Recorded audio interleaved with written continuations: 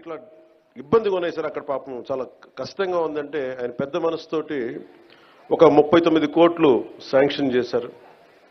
అలాగే మనందరం గర్వించే మన ప్రీతం ప్రధాని శ్రీ నరేంద్ర మోదీ గారు కేంద్రం నుంచి వచ్చిన నిధులతోటి కలిపి 70 సంవత్సరాల ఈ పాలనలో 5 సంవత్సరాల దుష్ట పాలనలో వాళ్ళు మర్చిపోయారు. అంటే ఓట్ల కోసం బుగ్గలు నిమరటం, తలకాయలు నిమరటం ఇవి కాదు. కష్టం ఉన్నప్పుడు పక్కన ఉండాలి. అధికారుల మీద దాడి చేయకపోవటం, వ్యవస్థల్ని బలోపేతం చేయటం. అందుకని ఈ రోజున రోడ్డు పడింది అంటే మీరు పిఠాపురంలో గెలిపిస్తే ఆ గెలిచిన వ్యక్తి రోడ్లు లేని వాళ్ళకి రోడ్లు చేయడానికి ఎంతమంది సహకారంతో, ఇది నా ఒక్కడిది అని చెప్పట్లా, అంటే ఒకటి పూనుకోవాలి. Politics is a thankless job. ఎవరు గుర్తుపెట్టుకోరు. మరుపు మానవ సహజం. ఇన్ని కోట్ల డబ్బు ఉంటుంది సినిమాల్లో, ఇవన్నీ వదులుకొని ఎందుకురా సుఖానం ఉన్న ప్రాణం దుఃఖాన్ని పెట్టుకుంటాం మా అమ్మ అంటా ఉంటుంది.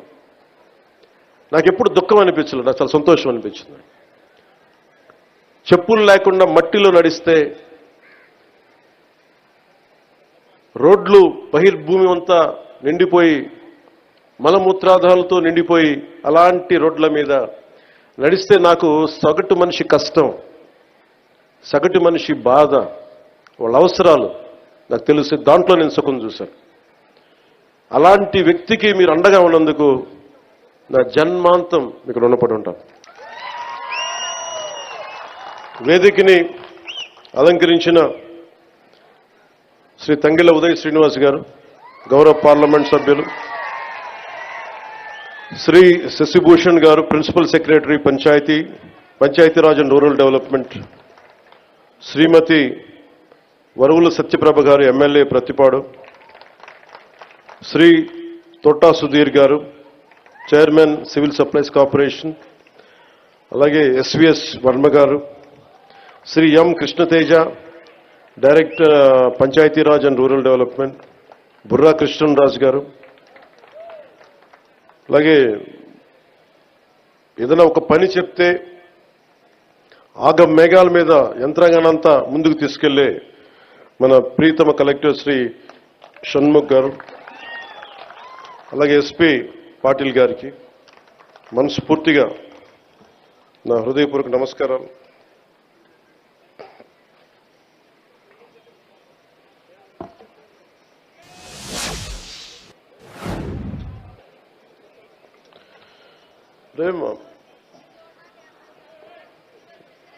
ఏమ్మా ఏంటి ఇబ్బంది పెడుతున్నారు మిమ్మల్ని? నేను మిమ్మల్ని చూశాను, మీరు నన్ను చూశారు. మీ పాదాలకి నమస్కారం, దీవెనలు ఇవ్వండి. అంటే 6 నెలల్లో మీరు ఏం చేశారో అని అడుగుతా ఉన్నారు. తృప్తి లేదంటే వీళ్ళకి, గత ప్రభుత్వం నడిపిన పెద్ద మనుషులందరికీ. చాలా చిన్న ఉదాహరణ చెప్తాను, మనకి వాళ్ళకి తేడా ఏంటండి. 5 సంవత్సరాల్లో వాళ్ళు 268 గోకులాలు నిర్మించారు. 5 సంవత్సరాలు. మన వచ్చిన 6 నెలల్లో 12,500 గోకులాలు నిర్మించాము. నాకు ఇష్టమైన కవి గుర్రం జాషువా గారు గోమాత గురించి ఆయన చెప్పిన మాట, అంటే మన సాంప్రదాయాల్లో కానీ ఆచారాల్లో కానీ మన కార్తీక మాసంలో కానీ శివుడికి అభిషేకాన్ని గోపు మన ఆవు పాలతోనే చేస్తాం. అంటే తల్లి పాలతో సరి సమానమైన పాలు ఇస్తుంది కాబట్టి మనం గోమాత అంటాం. ఇది గుర్రం జాషువా గారు చెప్పింది గోమాతను ఉద్దేశించి. నీ నుంచి వచ్చే పాలలో వెన్న వస్తుందని తెలుసుకున్నాను కానీ నీ మనసే వెన్న సుమా, గొంతు కోసిన బాధపడకుండా అలాగే నిలబడతావు తల్లి. అంటే ఆవు ఔన్నత్యాన్ని, ఆవు సంరక్షణ అవసరాన్ని చాలా గొప్పగా వివరించారు గుర్రం జాషువా గారు. అంటే ఆవు బాగుంటే రైతు బాగుంటాడు, రైతు బాగుంటే దేశం బాగుంటుంది. మనకి మిల్క్ వైట్ రెవల్యూషన్ అని చెప్తాం గుజరాత్లో. ఎంత 60,000 కోట్ల రూపాయలు అక్కడ ఉన్న మహిళలు పాడి ద్వారా 60,000 కోట్ల ఇది అంత ఉంది. వీళ్ళు ఇక్కడ తీసుకొచ్చారు అమూల్ని. గత ప్రభుత్వం దారుణంగా చిత్తూరులో కానీ మిగతా చాలా జిల్లాల్లో పాడి పరిశ్రమ అంటే ముఖ్యంగా డైరీస్ని చంపేశారు. గవర్నమెంట్ డైరీస్ని. ఎవరి దగ్గర డబ్బులు ఉండకూడదు, డబ్బులు వాళ్ళ దగ్గరే ఉండాలి. మనం ఎప్పుడు దేహి అంటా ఉండాలి. డైరీస్ని చంపేసి వాళ్ళ సొంత డైరీలు పెట్టుకుంటా ఉన్నారు. ఈరోజు మనం నిర్మించిన 12,500 ఈ గోకులాలు కానీ భవిష్యత్తులో నిర్మించబోతున్న ఇంకొక 20,000 ఇంకొక 20,000 గోకులాలు కానీ అవి ఒకటి 2 కానీ 4 కానీ 6 ఆవులు కానీ పాడి చేసుకునే ఏవైనా సరే కనీసం 2 ఉంటే ఒక 1,000-2,000 పెరుగుద్ది. ఎందుకు దానివల్ల రక్షణ ఉంటుంది, ఎండపొడ ఉండదు, శుభ్రత ఉంటుంది. అంటే ఇది కూడా ఆలోచించలేకపోయింది గత ప్రభుత్వం. అదే మన ఇంట్లో ఒక ఆడబిడ్డ పెళ్లి జరిగితే గతంలో ఆవుని కానుక ఇచ్చి పంపించేవాడు. అంటే గోవు అంతది మనకి. అలాంటి గోవుని సంరక్షించుకోవడం కోసం ఈ రోజున మనం 12,500 ఒకేసారి మనం ఈ రోజున ఓపెన్ చేస్తున్నాం పండక్కి. ఈ గోకుల ద్వారా అత్యధికంగా లబ్ధి పొందేవారు చిన్న రైతులు, కౌలు రైతులు, బడుగు బలహీన దళిత గిరిజన వర్గాల వారు, ఎస్సీ ఎస్టీ మరియు ఇతర వర్గాల్లో ఉండే బిలో పవర్టీ లైన్లో ఉన్న నరేగా నిధులతోటి 90% సబ్సిడీతోటి పశువుల షెడ్లు చేసుకోవడానికి ప్రభుత్వం, ఎన్డీఏ ప్రభుత్వం నారా చంద్రబాబు గారి నాయకత్వంలో ప్రోత్సహిస్తుంది. ఈ స్కేల్లో, ఈ స్థాయిలో, ఇంత తక్కువ సమయంలో నిర్మించడం ఒక ఘనమైన విజయం. గత ప్రభుత్వం స్కాముల్లో రికార్డులు సృష్టిస్తే ఈ ప్రభుత్వం ఒక పల్లె పండుగ ద్వారా, ఒక గోకులాల ద్వారా, సకాలానికి జీతాలు అందించడం ద్వారా, పెన్షన్లు పెంచడం ద్వారా ఇది మనం అలాంటి అభివృద్ధి పనులతో రికార్డు సాధిస్తున్నాం. ఇందాక చూసాం మనం ఏడీబీ రోడ్డు చూసాం. దాదాపు 2-3 నియోజకవర్గాలకు పనికొచ్చే 30 కిలోమీటర్ల రోడ్డు 5 సంవత్సరాలు దాన్ని వదిలేశారు. ఈరోజు వచ్చిన దాంట్లో మొత్తం కూర్చోబెడితే మొత్తం దాదాపు అక్కడ 2-3 ప్యాచ్లు తప్ప రోడ్డు ఆల్మోస్ట్ అయిపోతా పరిస్థితిలో ఉంది. ఆగస్టుకి అయిపోద్ది రోడ్డు, వచ్చే ఆగస్టుకి. అంటే ఇది ఎందుకు చేస్తున్నామంటే, ఎందుకు చెప్తున్నానంటే, అంటే నిజంగా కమిటెడ్గా ఉంటే డబ్బులు పనిచేసే చోట డబ్బులు వస్తాయి. కష్టే ఫలి అంటాం. మనకి శ్రమ ఉన్న చోట పెట్టుబడి వస్తాయి.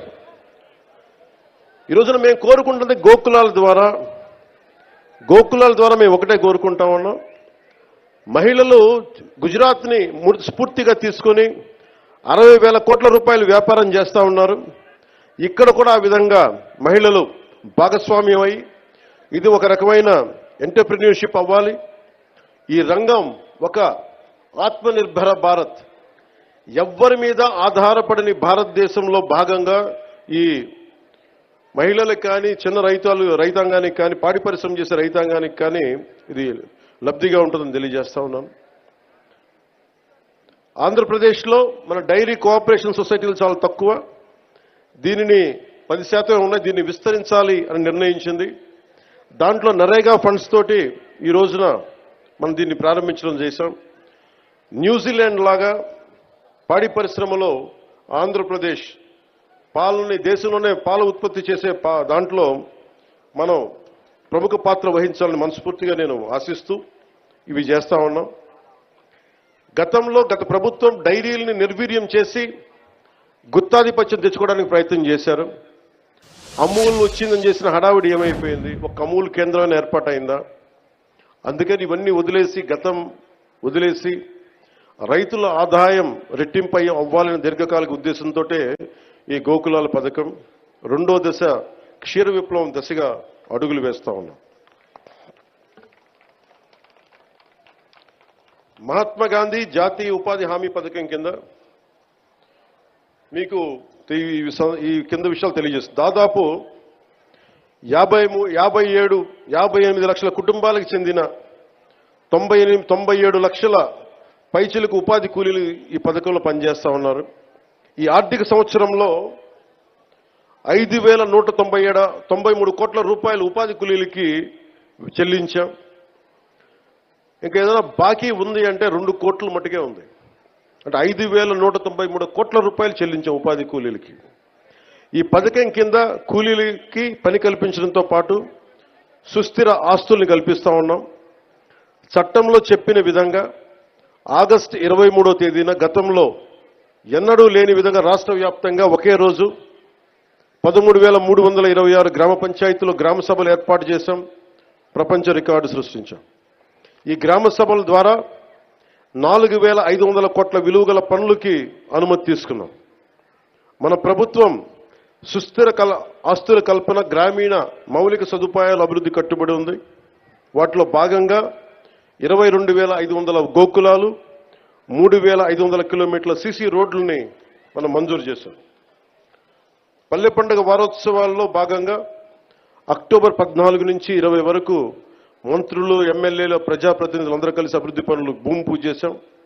ఈ 3 నెలల్లోనే మనం 12,500 గోకులాలు పూర్తి చేశాం. ఈ షెడ్లను పూర్తి చేయడం వల్ల దాదాపు 50,000 పశువులు ఆరోగ్యకరమైన వాతావరణంలో ఉంటాయి. దీనివల్ల ఈ పరిశుభ్రమైన వాతావరణం వల్ల ప్రతి రైతుకి నెలకి 2 లీటర్లు పెరిగితే ప్రతి రైతుకి నెలకి అదనంగా ఇంకొక 10 నుంచి 12,000 అదనపు ఆదాయాన్ని పొందుతారు. ఈ నెలాఖరికి మొత్తం 22,000 పైచిలకు గోకులాల పనులు పూర్తవుతాయి. ఈ ఆర్థిక సంవత్సరంలో 38,986 చిన్న సన్నకారు రైతులకు చెందిన 63,385 ఎకరాల్లో పండ్ల తోటల పెంపకాన్ని పనులు చేపట్టాం. మరి ఈ ఆర్థిక సంవత్సరంలో 1,00,000 ఫామ్ పాండ్స్ నిర్మించడానికి ఒక ప్లానింగ్తో ముందుకెళ్తా ఉన్నాం. వ్యవసాయం అనుబంధ పనులపై దృష్టి సారించాం. అందులో భాగంగా వ్యవసాయ చెరువులు కానీ, పశువుల షెడ్లు కానీ, పండ్ల తోటల పెంపకం కానీ, భూసార సంరక్షణ, కందకాలు మొదలైన పనులు చేపడతా ఉన్నాం. గ్రామ పంచాయతీ వారీగా ఈ 6 నెలల్లో సాధ్యమయ్యే మరియు చేయదగిన వ్యవసాయ అనుబంధ పనులన్నిటికీ ప్రణాళికలు తయారు చేసి సిద్ధంగా ఉంచుకున్నాం. ఫీల్డ్ అసిస్టెంట్స్కి వారి సామర్థ్యాన్ని పెంచడానికి ప్రతి జిల్లాలో శిక్షణా కార్యక్రమాలు మొదలుపెట్టాం. ఫీల్డ్ అసిస్టెంట్స్కి కావాల్సిన లక్ష్యాలకి అందుకోవాల్సిన లక్ష్యాలు సంబంధించిన పనులు కానీ అందుబాటులో ఉంచాం. 6 నెలల్లో పనులు పూర్తి చేయడానికి ప్రణాళికలు సిద్ధం చేశాం. నాణ్యత, జవాబుదారీతనమే ప్రభుత్వం మొదటి బాధ్యత. సగటు కూలీ రేటు మెరుగుపరచడానికి, నకిలీ మస్టర్లు లేకుండా చేయడానికి రాష్ట్ర స్థాయి మరియు జిల్లా స్థాయిలో వేతన పర్యవేక్షణ కమిటీలని ఏర్పాటు చేశాం. ఈ పథకంకు నిజంగా స్ఫూర్తితో తీసుకెళ్ళడానికి, తప్పులు జరగకుండా ఒక ఫ్లయింగ్ స్క్వాడ్ను కూడా ఏర్పాటు చేసుకున్నాం.